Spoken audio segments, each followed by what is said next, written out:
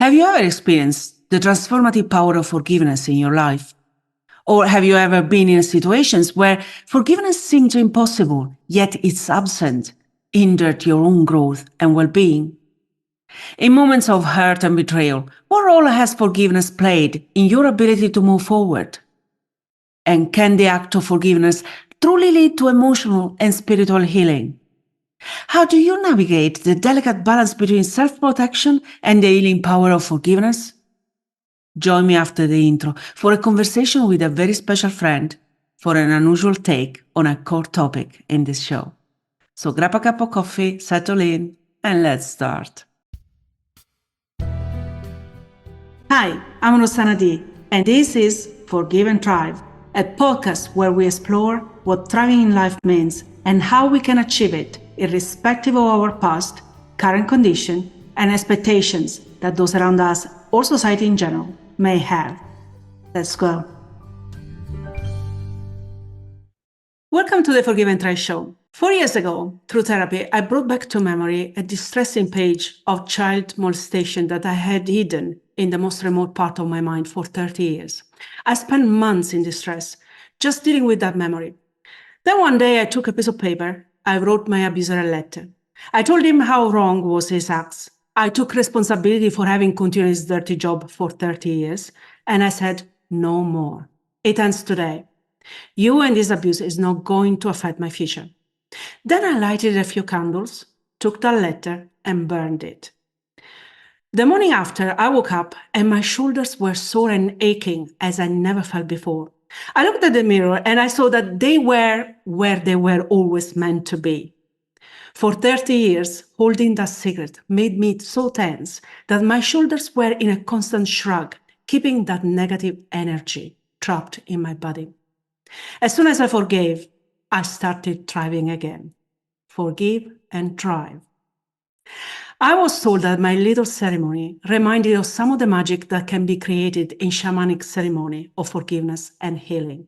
I never took part to one, so obviously I cannot say. But you can imagine my excitement when I came across a lady who is a shaman, and I couldn't resist the need to invite her on the show to talk about forgiveness, healing, love, and of course, thriving, as seen through the lens of the ancient shamanic traditions.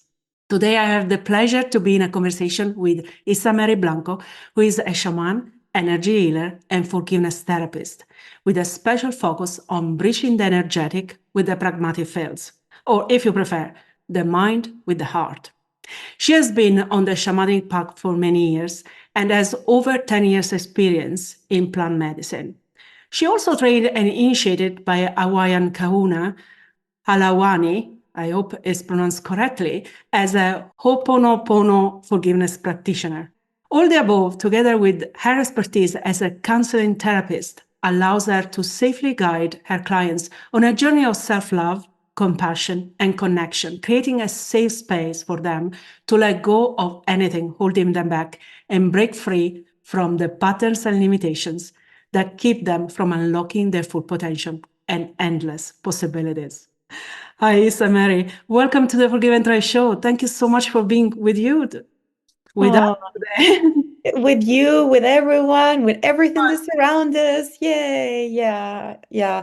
Thank you, Rosanna, for the invitation, for having me here and giving me the opportunity to plant seeds of love to whoever might feel called to hear this episode. So thank you. I'm so excited. But actually, I'm excited too. As I said, I might have had some experience without really knowing about it. But before we go into the main topic of today's episode, I would like really to start with you, and in particular with your journey into shamanism. That is so interesting. Yes, of course. Well, I was born in Venezuela and I was raised between Venezuela and Mexico. And that's how without even knowing, my journey in shamanism started when I was very, very small. I think I might have my first trip to the Amazon when I was 7 years old. And it really started, again, without even knowing, my journey with shamanism and with plant medicine. And really going for me to really step in with both feet right? And embracing the fact that I am a shaman, that took me years to being courageous enough to say, yes, I am a shaman. Yes, with both feet, stepping into this journey. And it was actually on a journey that I had with one of the beautiful, I don't know if you have good knowledge of a plant medicine, but I was in a ceremony with ayahuasca. And she gave me a very, very strong, clear message. But also, it was an opportunity for me to decide if I wanted to follow fully this path or not. And I remember when she told me, if you choose to step in, you step in with both feet, and there is no turning back. And I remember telling her over 10 years ago, say like, oh, I need to think about it. I'll come back to you tomorrow when we are in another ceremony. And I did came back and I said, yes, I'm stepping in. I'm saying yes to this path of the medicine to be a shaman fully on. And that's how it really, really, really kick up started. What, as I said, it started when I was 7 years old, when my first trip in the Amazon, that I received a necklace by an indigenous tribal men in that time in the Amazon in Venezuela. And it's a necklace that I still carry every day, every time that I'm in ceremony. I still have it with me. And it's a reminder that that man saw when I was 7 something that I was not able to see within myself. And it's a reminder of, yeah, of the beauty of the magic and the strength that this path can have. That's absolutely beautiful. Well, so can you explain us what shamanism really is and what a shaman does? Oh, wow. Do we only have 1 hour? I would say what a shaman means to me, because I believe that everyone can have their own interpretation of this. For me, shamanism is about seeing through the veils, seeing the unseen, and really traveling or journaling into the other worlds, the ones that we cannot see with the two physical eyes that we were given. It's all the unseen. That for me, to have the capacity to not only travel to other dimensions, other planes, but also to see what the two eyes, the physical eyes that we have, are not able to see. That's how I would define it. And also in extreme and understanding that connection that we have with everything that is, and understanding, not only understanding, but integrating that truth that we are not separate for anything. We are all, we are everything. Whatever your mind can picture, it's a part of yourself. It's an extension. We are like an endless extension of everything. And for me, also that means that that's something that I relate to. For me, being a shaman is. Mm. In view of that connection, then let's dive into forgiveness, let's dive into healing and love. And what is your personal take on these three concepts and the shamanic one, provided that there is a difference? Yeah. So again, my understanding from love, and that's something that I only came to realize when I started with my both feet in this path, in the shamanic path, is that everything is love and we are love. There is no end and no beginning. It's love is what created us, and love is what made us. That's for me. So love, it's not a thing. Love is everything. That for me would be the first part of love. And then forgiveness. Forgiveness, it's an amazing, wonderful, beautiful teacher. It's an incredible key to opening up your endless potential. And it's also a stepping stone. It's depending how you use it, but it could be and have the potential to be a stepping stone to take you to unparalleled places, places that you never thought you could achieve or you could be. Forgiveness, it's a force that propels you forward. That's how I see forgiveness. Yeah. Yeah. And shamanism, forgiveness is, and this came with my experience as a counselor.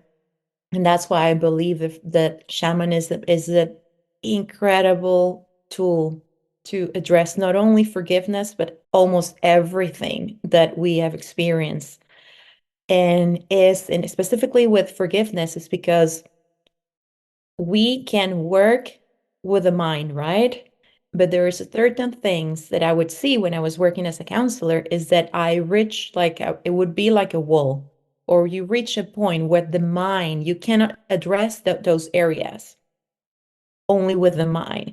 There are places that we cannot address unless that we jump and we go into these other realms that I was talking in the beginning, unless that we tap into the energetics, unless that we dive deeper into not only the subconscious, we dive deeper into past lives, and we go to the Akashic records, and there's so many things that we have, and you cannot do that if you don't tap into the energetics, if you don't tap into shamanism. That key is not given to you when you just go to a therapist or a psychologist or a psychiatrist, or as I was a counselor. It's my personal belief. I just want to make that clear. But in my personal belief, that's the difference. And that's what shamanism can do. Address the places that you could not address in any other way or form. In your experience, what have you witnessed with perhaps yourself and in your clients when it comes to embracing forgiveness through shamanism? I think the number one thing that comes to my mind when you ask me this is liberation and freedom. That's the one. Because when you choose, because it's a choice, not to forgive something, you are bounding yourself, and you're keeping yourself in a way locked or a prisoner or really attached to something that happened in the past. And that it's not allowing you not only to grow, to evolve, to fulfill your fullest potential, is hindering you. It's really holding you back. And that's what I see in most of my clients and most of the people that I work with, is when they're able to tap into that and they're really free. That would be the number one thing. Many other things come into, but if I have to just say one, it would be freedom. Freedom to start over, freedom to move on, freedom to embrace the whole of your journey, everything, the good, the bad, the middle, the ugly, the pretty, everything in between. That is, you can do that through forgiveness. Mm. I absolutely love that. And I have to say, it was in my path of healing that I discovered that forgiveness for me was a doorway to moving to a situation where I would say, barely surviving, really barely, to thriving again. So I resonate a lot with what you're saying. Yeah. And in that, actually, you mentioned before that, you mentioned the word choice. Forgiveness is a choice. Mm. And many may see forgiveness as a duty, but I want to give you a third option, if you like. So is forgiveness a duty, choice, or a necessity? Everything is free will. We do have free will. So to say that it's a necessity or not, that is not up to me to say, because every human being has free will. We were given free will when we were given this opportunity to experience life in this suit of flesh that we have, that is our bodies. So I can say what is for me. I believe that forgiveness is an opportunity. Forgiveness is a doorway, as you said. Forgiveness is me exercising my right to be free, my right to be sovereign, and my right to decide what I do with what happened and what not. It's me exercising my power, and it's me saying the power belongs to me and no one else but me. So I choose what to do with this. And in this moment, what comes is really something that I tell to my clients, and is that it's not what happened to you, but what you do, what happened to you, what matters. It's what you choose to do with that situation. Is it going to define you forever, or is going to help you to become who you're meant to be in this lifetime? That is absolutely beautiful. It's a personal empowerment. So Yeah, I yeah. love it. Would you say it's perhaps also a form of resilience? or could it be of more resilience for people? And in the shamanic sort of perspective on forgiveness, how that aligns with the idea of being mentally resilient and strong and empowered. Yeah. So, one thing before I move into that one is that really bring you mentioned that is forgiveness is about calling back all of your power, all of it, and to refusing to give someone else the capacity to have control over you. That is something that I really want to leave these for people to food for thought. Let's just put it that way. And the other part is that resilience in that same spectrum of empowerment or claiming back your power, forgiveness gives you the opportunity to learn or to realize how strong we are. I would say to realize because we don't know how strong we are until we're in a moment that demands strength that we didn't even know that we have. And that forgiveness, most of the times, call for that inner strength that we didn't know we have within us. So, is it an incredible tool to show us and remind us how incredibly resilient we are as human beings? Absolutely, yes. For me, it is. It is because it's your capacity to rise above what had happened to you. And again, refusing something, a situation, an episode, a person, you name it, whatever label you want to put upon on that happened in the past to define your future. It's like you said, it's no more. This is it. From today, I choose to say no to this and I'm going to move forward and it's work. Forgiveness is not something that is like, okay, I choose to forgive. Ta-da! And it just happened. I'm not going to say that to people because forgiveness takes work. There is a lot of shifts and mindsets and energetics that needs to happen to take place in order for us to break free. But is it possible? Absolutely 100% yes, it is. Mm. I so much resonated with that because it's really taking control of your narrative and defining what healing means to you in your journey. And I love what you say that it doesn't happen, forgiveness doesn't happen overnight. It's true. I always say it's a journey.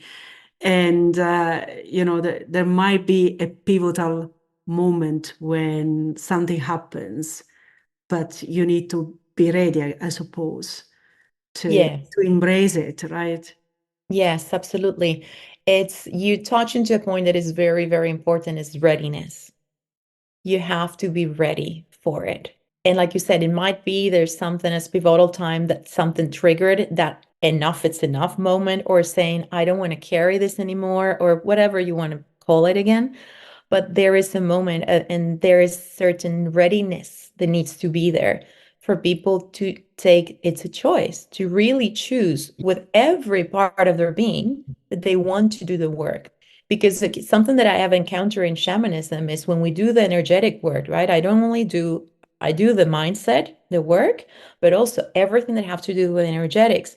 So when we're going into a part that is we have to knowingly or unknowingly, you have contracts with that person, you have attachments, you have cords, you did from past life, you have deeds that you there's so many things that it can happen without you even having any recollection in this lifetime that it happened. So when we do that, if you're not ready, then it's like I sever these things, I caught all this, and then it because the person is not ready to do it, then they feel like, oh, but I still feel that it's something is lingering because they still feel that pull because they say, oh, I want to do this, I want to do this, but they haven't really and honestly accept and embrace that the full spectrum of that decision of I am going to do this. And that doesn't mean that the person is going to die or it's going to disappear of the world or nothing like, whoa, like this. It's just that you're not going to have any attachment to that person. And sometimes it happens that people, even if this is very hard for people to work with when we're in therapy or when we're doing shamanic sessions of forgiveness, is that there is something that is serving you something you're getting from this. And this is what things get a little bit entangled because people go into that. No, no, of course not. Not this is not serving me for anything. I wish I could leave this. And I said, no, that then is what we have to, with compassion and love, dig a little bit deeper, is that there is something that is serving you from the situation. There is something that is serving you for you to stay attached to that. And it could be that you are getting something out of being in victimhood. It could be there's many things that are serving you. It's again, it's a work, it's a journey. It's not something that happened overnight, but that's something that the things that we have to address. You have to be ready to do the work. You touch here something that I resonate and I think happened in my own journey, and that was taking responsibility for what was my part in that situation. My abuse lasted 3 years, from when I was 10 to 13. I continued to abuse myself for 30 years afterwards. How important then is for people really recognize the fact that there is an element of responsibility in that situation, in order to accept that that situation is serving them somehow. Oh my God, that is key in the process. It really is key to find that, to have that, if you want to call it aha moment. And it's not easy and it's not comfortable at all to do it. I was physically abused also when I was in my late 19s. And for me to take responsibility from that, it was really hard to take what role I play in that, and also taking responsibility because it's something that I was so many things attached to it, and guilt and shame, and there's so many things that go into it when you go through an episode like that. But it's for me to, and it's for me and for you and for everyone that works with forgiveness. What role did I play in this situation? And it might be that in my case, when I was physically abused, it's not that I play a role to make that happen. I'm not saying that, oh, it's your fault. That I'm never saying that it was my fault that that happened. What I did with that after that, what I did to myself all those years after that, that it's on me. That have nothing to do with the man that did that. Nothing to do with him. It's me. So when I'm able to tap into that, or when you were able to tap into that, again, you're claiming back your power. You're no longer giving the power to that person, in this case, the man that did it to me. No, I said, no, I'm done. I'm not going to give you that power over me anymore. I'm going to claim this. And also taking responsibility, and again, accepting.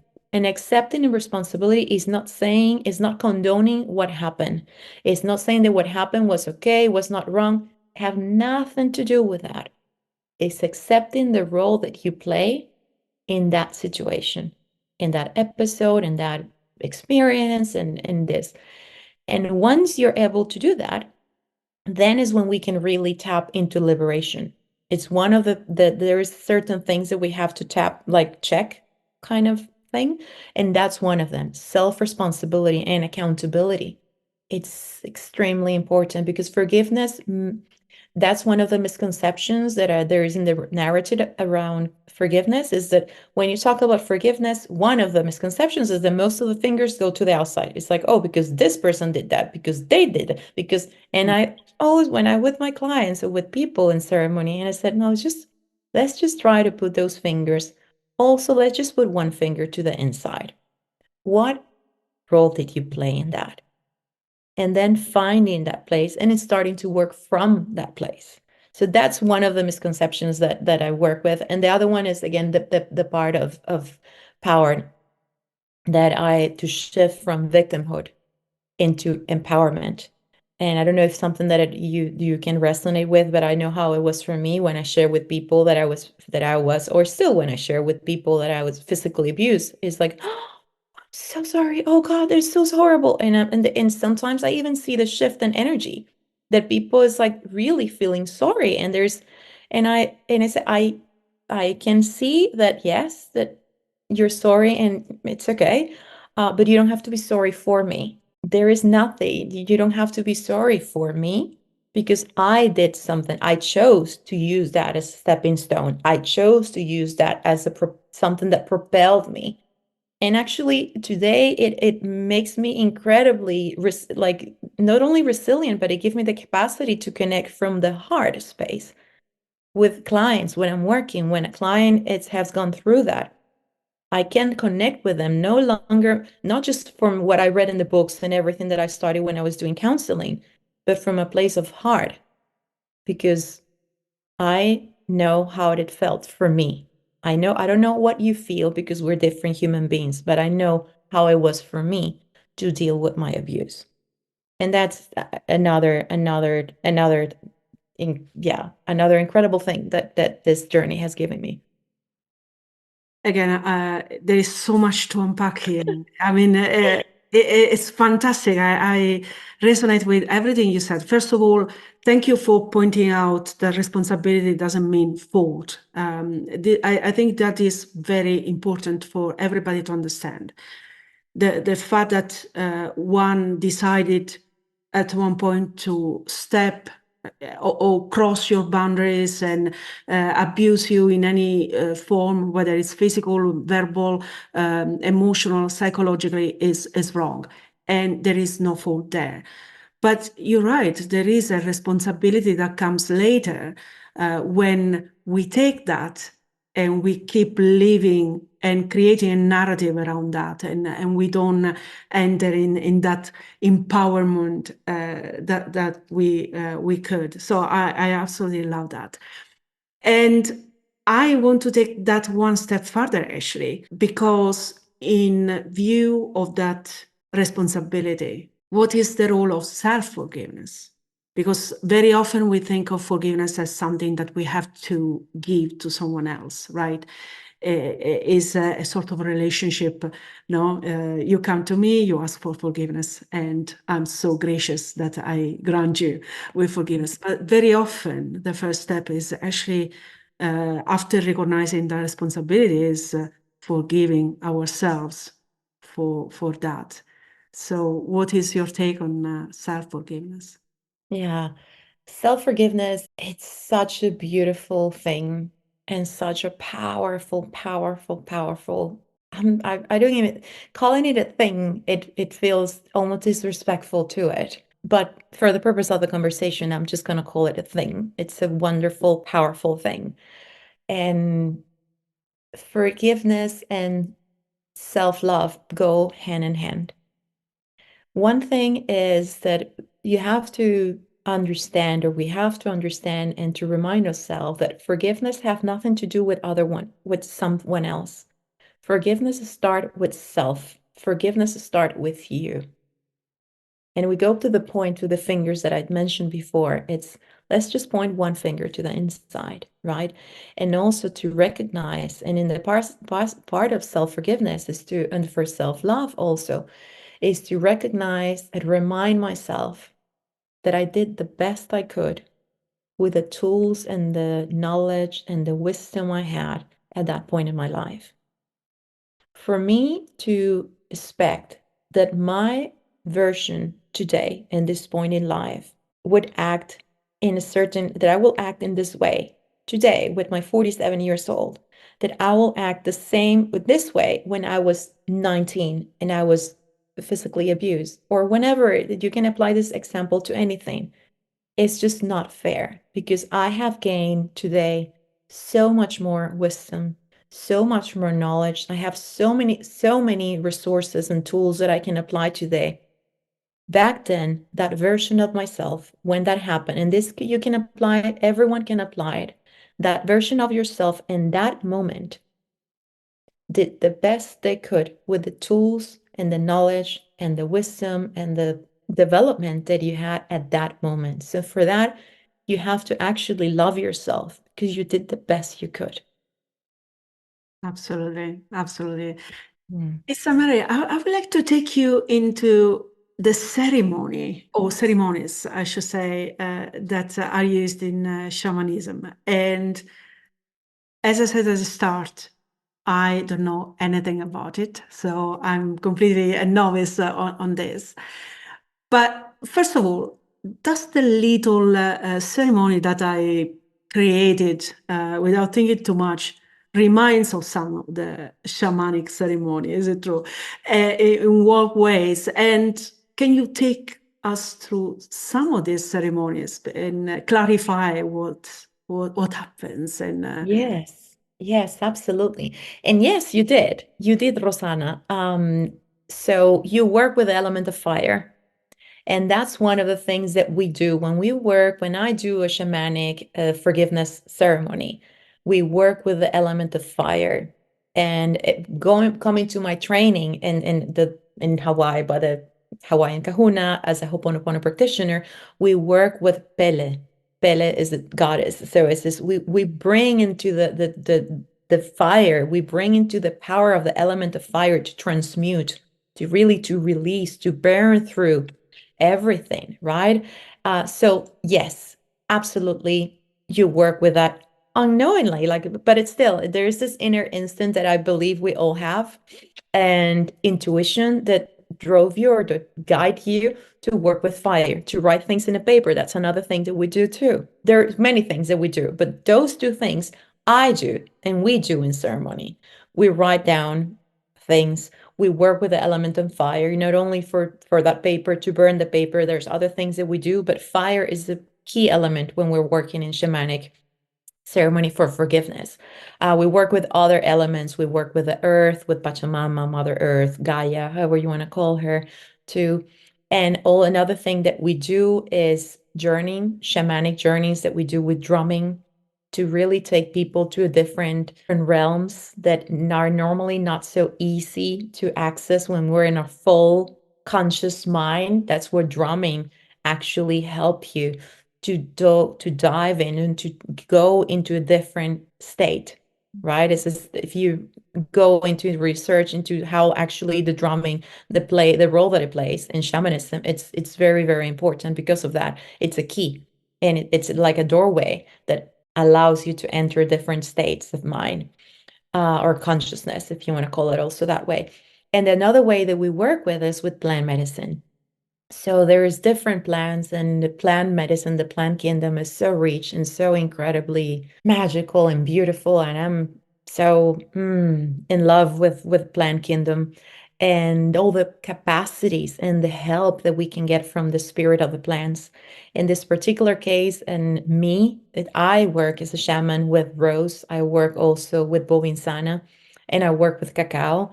All of them are in the plant kingdom that help us to tap into the heart space, the heart chakra.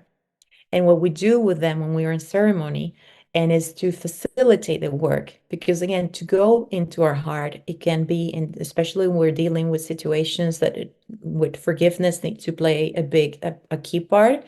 It's hurt was there, and resentment was there, and despair, and sadness, and sorrow, and there's so many in the spectrum of feelings that we can name now. And those plans, they help us to address that area. They help us to, like, if you imagine a rose, right? It's a flower.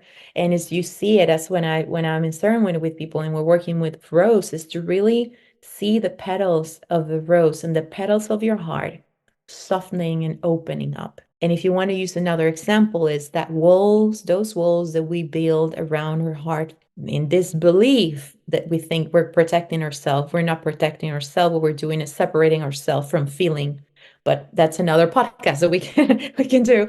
It's taking those bricks that are actually keeping our heart trapped and encapsulating. So it's about releasing those, opening, softening up the heart and opening up the heart. And we do that with plant medicine. So that's another thing that we do in ceremony.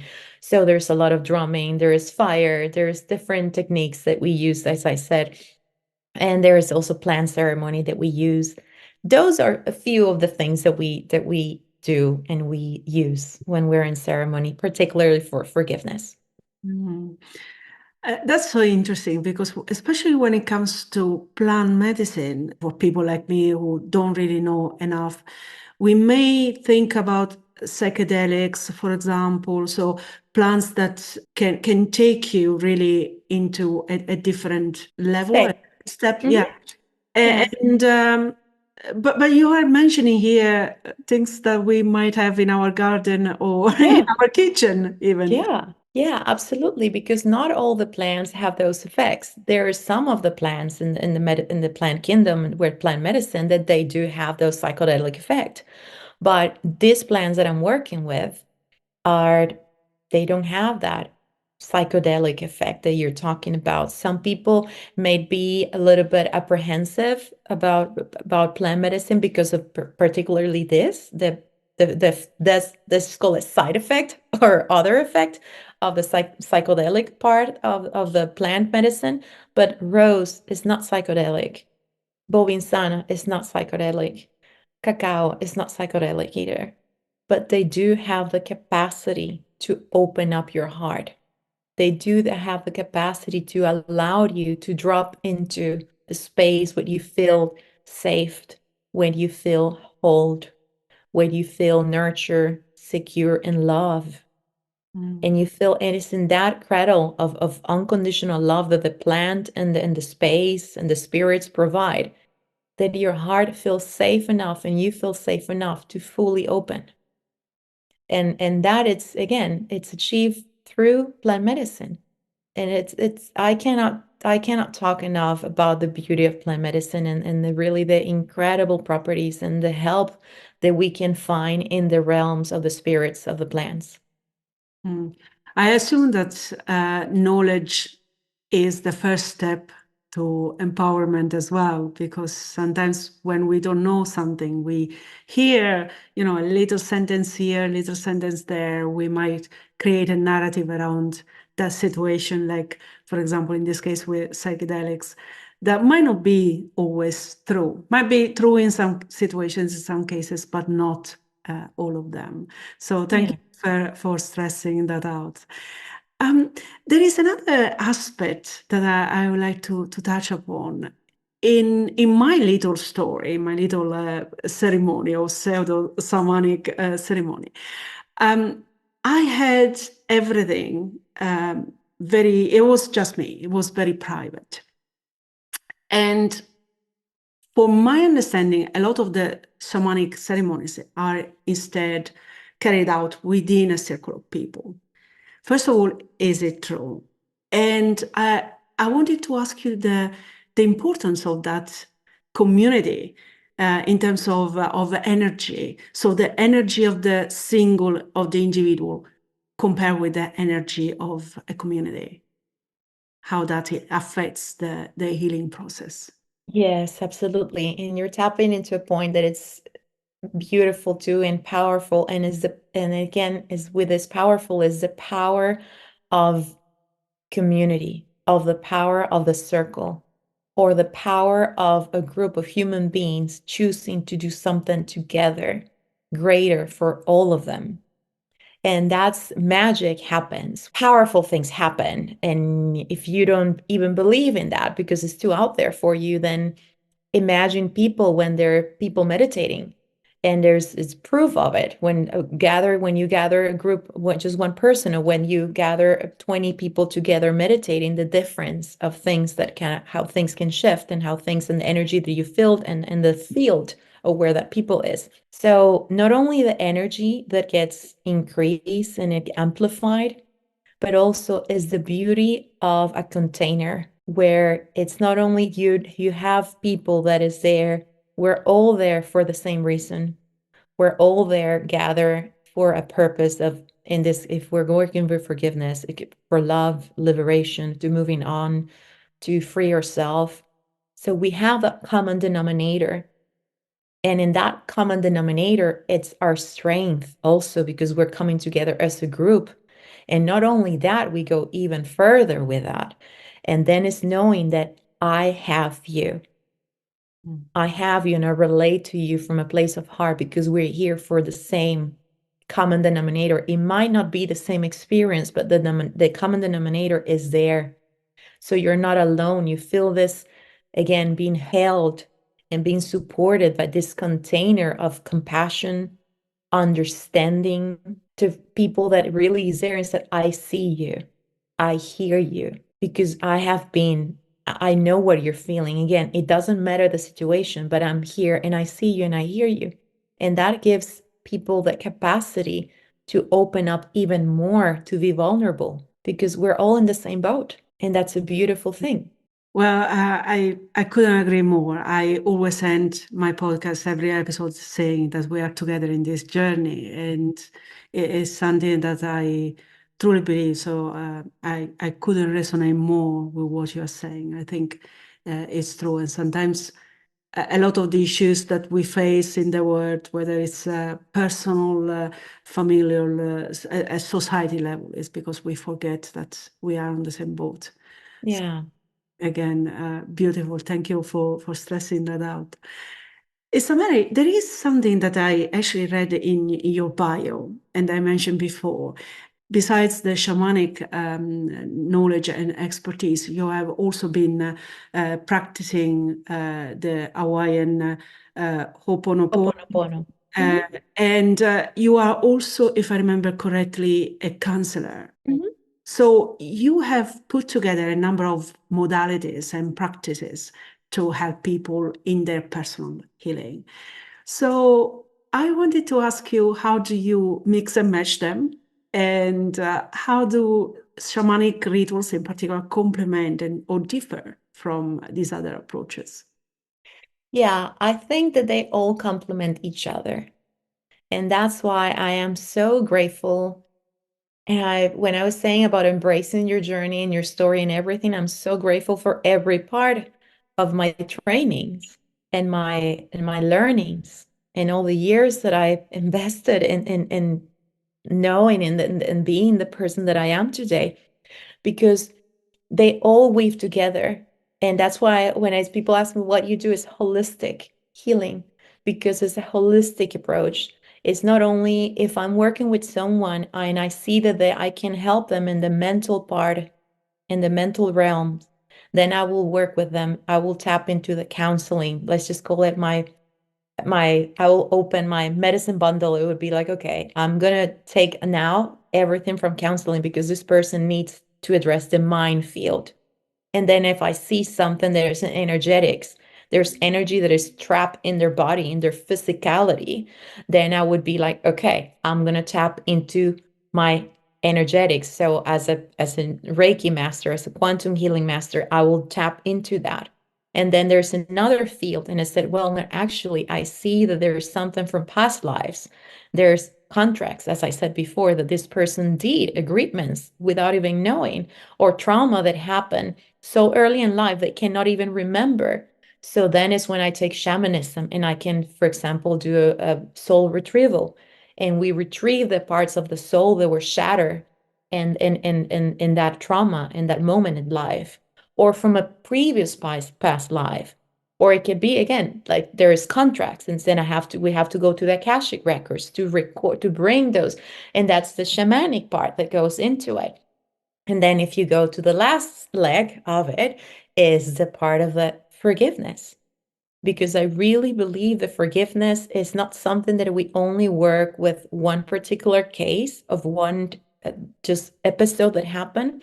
But when we really understand and we embrace how forgiveness works, we see that it works for us, not only in that sense that it can work for us and we can apply the beauty and the teachings of forgiveness into so many different aspects in life, even professional life, even your work in a corporate job. You can apply the principles into that realm too, because there's also conflict and distress when you are in the corporate world. So when you understand that, you can apply that also to your corporate life. So this is the four realms, but you address them as you see, because as humans, we are multifaceted. So it's not that I work only one facet with one individual client. I work as a human, multifaceted. So as I am a therapist, I'm multifaceted. I have different facets that I address or I tap into it, depending on what the people that is working with me or I work with needs.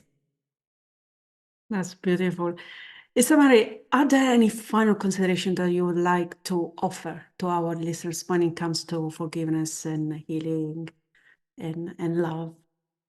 But for me is to remind yourself that you are stronger than you believe. Forgiveness, it's a choice. It takes work, but no one is more worth it of it than yourself. You deserve to be loved. You deserve to move on. You deserve to break free from whatever it is that keeping you from growing, from evolving, whatever it is that no longer serving you. You deserve to break free from that. And you deserve to really tap into all the possibilities that are out there. They're endless. It's up to you what you want to tap into it, but the possibilities are endless, and you deserve to tap in whatever possibilities, whatever dreams, whatever realities you would like to create, and that you have the power to do so. You do have the power to move on. You do have the power to choose. And you do have the power to really transform what happened into something that propels you into the most beautiful, glorious version of yourself. Wow, that's absolutely beautiful. Well, now coming back to you before we really conclude, we are at the beginning of a new year. What are you working on or planning for? Anything that you would like to share with us and our audience? Yes, yes, I am. Well, I think by now you can see that I'm very passionate about forgiveness. So I am working on I give 4 times per year a container that is called Soul Renewal. It's a transformative shamanic journey of forgiveness. And it's really a container that brings together that 4 legs that I talk about: shamanism, forgiveness, energetics, and the mindset. And we bring all that into a journey that is a 3 weeks long journey with me. And it's online, so I can, because again, it's about planting seeds of love and everywhere and as many hearts I can. So I do it online. And that's what I'm doing, is starting by the end of February. And if people feel that they would like to tap into this beautiful journey, there is that container that is coming up. And as I said, is available 4 times per year. And the first one of this year is coming by the end of February. Beautiful. So, if our listeners would like to know more about you, what you do, and perhaps taking on this, where they can find you. Well, you can find me in my website. My name is IssaMaryBlanco.com. I believe you're going to share how to write my name, because some people can get a little bit confused of how to write my name. So IssaMaryBlanco.com. My Instagram is the same, IssaMary Blanco, and Facebook is the same, IssaMary Blanco. So in all of those places, you can find me. And I'm so looking forward to hear from whoever resonates with this message, and whoever is ready to say, this is it. I'm reclaiming all of it. I'm taking my power back, and I'm ready to move on, and I'm ready to say, this is not going to define me anymore. I am the one is calling the shots, like they said. Absolutely. Well, thank you very much. As always, we will put all the links in the description of today's episode. Oh, thank you so much for Uh, having me. It's really, thank you, thank you, thank you. No, thank you. I really enjoyed this conversation. Thank you very much. So, in exploring the shamanic perspective on forgiveness, healing, and love, it really confirms to me that the journey of forgiveness is a deeply personal one and a multifaceted experience where the spiritual, emotional, culture, and societal dimensions all interconnect and underscores the richness and complexity of this transformative process. And whether we approach it through spiritual practices, psychological insights, or philosophical frameworks, forgiveness remains a dynamic force capable of bringing about profound personal and collective transformation. And with this in mind, I want to leave you with a quote from Marianne Williamson, who said, "The practice of forgiveness is our most important contribution to the healing of the world." IssaMary, thank you so much for accepting our invitation for this lovely conversation and for everything you do about Thank forgiveness you. and healing. Thank you so much. Thank you, thank you, thank you, thank you. And thank you everyone for listening and tuning in today. Well, we would love to know what you think about this topic. What's your take on forgiveness? as the doorway to healing. Have you experienced its healing power? And if so, let us know. We would love to hear your story. But if you need to reflect more on that, well, fear not. We have covered a lot of the topics that revolve around forgiveness. And there are so many golden nuggets from IssaMary today, from our conversation on forgiveness. And obviously, if you need to know more or you are more curious about shamanic practices and what IssaMary does, please visit her website, check out her work, follow her on social media. You will find all the links in the description of today's episode. Join me next time when we will continue exploring inspiring and challenging situations. Because remember, we are together in this journey. Thanks for watching. If you enjoy this content, subscribe to our channel. And don't forget to hit the notification bell and like this video. See you in the next one.